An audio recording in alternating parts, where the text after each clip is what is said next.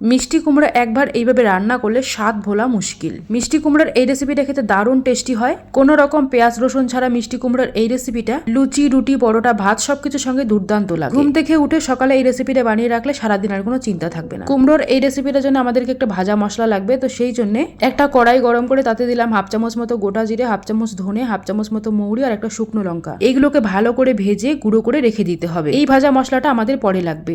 তো এখন ভাজা মশলাটা হয়ে গেলে ওই কড়াইতে দিয়ে দিলাম খানিকটা সর্ষের তেল। তেল গরম হয়ে গেলে দিয়ে দিলাম একটা শুকনো লঙ্কা, 5 ফোড়ন আর একটা তেজপাতা। গ্যাসের আঁচটাকে একদম লোতে রেখে ফোড়নটাকে 20-30 সেকেন্ড মতো ভেজে নিয়ে এরপর দিয়ে দিলাম একটা আলুটাকে আমি ডুমো ডুমো করে কেটে নিয়েছি। এবার তেলের মধ্যে আলুটাকে খুব ভালো করে প্রথমে ভেজে নিতে হবে। তবে হ্যাঁ, অবশ্যই কিন্তু কোনো রকম লবণ দেওয়া যাবে না। আলুটা 50% মতো ভাজা হয়ে গেলে এবার এখানে দিয়ে দিলাম ডুমো ডুমো করে কেটে নেওয়া মিষ্টি কুমড়ো। এবার আলুর সঙ্গে মিষ্টি কুমড়োটাকেও ভালো করে তেলের মধ্যে ভেজে নিতে হবে। তবে হ্যাঁ, এখনো কিন্তু কোনো রকম লবণ দেওয়া যাবে না। আর দেখতে পাচ্ছ আমি খুব ভালো করে ভেজে নিয়েছি। আলু আর মিষ্টি কুমড়োর উপরে খুব সুন্দর একটা কালার চলে এসেছে। এইরকম গোল্ডেন কালার ধরে আসলে এরপর এখানে দিয়ে দেবো স্বাদ মতো লবণ, হলুদ, অল্প করে লাল লঙ্কার গুঁড়ো, ধনে গুঁড়ো আর 1 চামচ মতো আদা কাঁচা লঙ্কা বাটা। আর দিয়েছি 1 মুঠ মতো ছোলাটাকে আমি সন্ধ্যাবেলা ভিজিয়ে সারা রাত পর্যন্ত ভিজিয়ে রেখেছিলাম।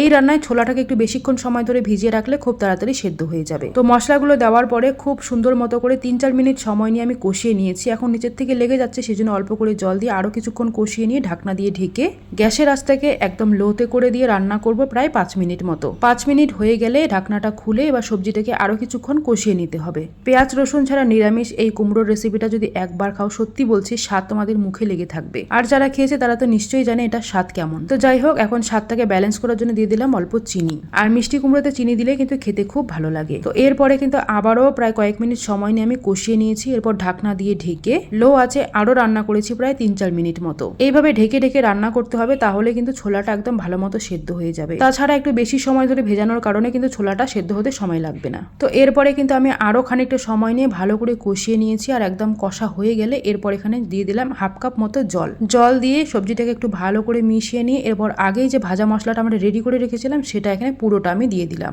আর এই ভাজা মশলার কারণে কিন্তু এই কুমড়োর রেসিপিটা স্বাদ হবে দ্বিগুণ। তো যাই হোক, ভাজা মশলাটা দেওয়ার পরে সবজিটাকে খুব ভালো করে মিশিয়ে নিতে হবে। আর ভালো মতো মেশানো হয়ে গেলে এরপর ঢাকনা দিয়ে ঢেকে রান্না করতে হবে আরো 3-4 মিনিট সময় নিয়ে। অবশ্য গ্যাসের আঁচটাকে মিডিয়ামে রাখতে হবে। 3-4 মিনিট মতো রান্না করে নিয়ে এরপর ঢাকনাটাকে খুলে সবজিটাকে আরো একটু ভালো করে মিশিয়ে নিয়ে এরপর নামিয়ে নিতে হবে। তবে অবশ্যই নামানোর আগে কিন্তু লবণটাকে চিখে দেখতে হবে। সবজিটা হয়ে গেলে নামিয়ে গরম গরম লুচি, রুটি, পরোটা বা ভাতের সঙ্গে সার্ভ করতে পারো। খেতে দুর্দান্ত লাগে।